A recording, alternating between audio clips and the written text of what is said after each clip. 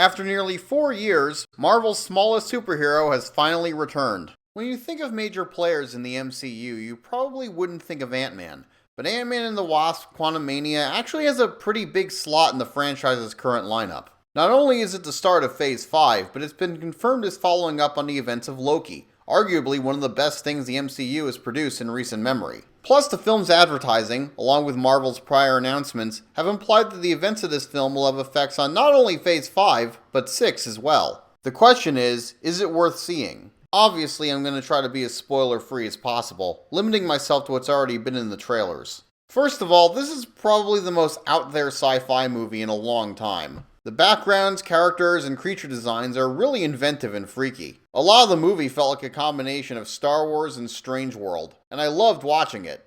For a bit. Unfortunately, at some point I did start to lose interest, and the bizarre setting wore thin and continued to for far too long. However, at some point the movie does pick up, and it picks up hard. This is entirely thanks to Jonathan Majors' performance as Kang the Conqueror. Marvel's been hyping up that, whatever they have planned, this movie is a big part of it. And if so, I have high hopes because Majors does an incredible job as a supervillain. He nails the performance, hamming it up while still being terrifying, and really conveying the true scale of just how bad of a guy he is. Which is more than I can say for a certain other character reveal in this movie that was not only a huge letdown, to the point where I suspect it was only added for publicity purposes, but... well, there was this meme going around when they posted the trailer comparing this to Spy Kids 3D, and all I'll say is that, if you weren't thinking of Robert Rodriguez before, at some point you absolutely will. Also, this movie has an odd tone.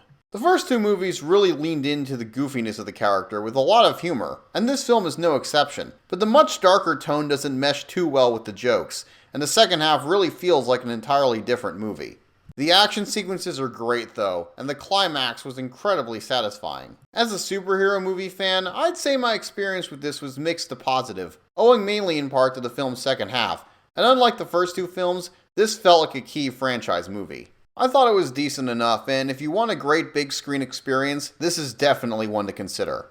Ant-Man and the Wasp: Quantumania has some prominent flaws but eventually makes up for them, and implies some big things for the MCU going forward. Hey everyone, if you liked this video, remember to like, share, and subscribe. If you didn't like this video, well, maybe you'll like the next one. I have a lot more planned.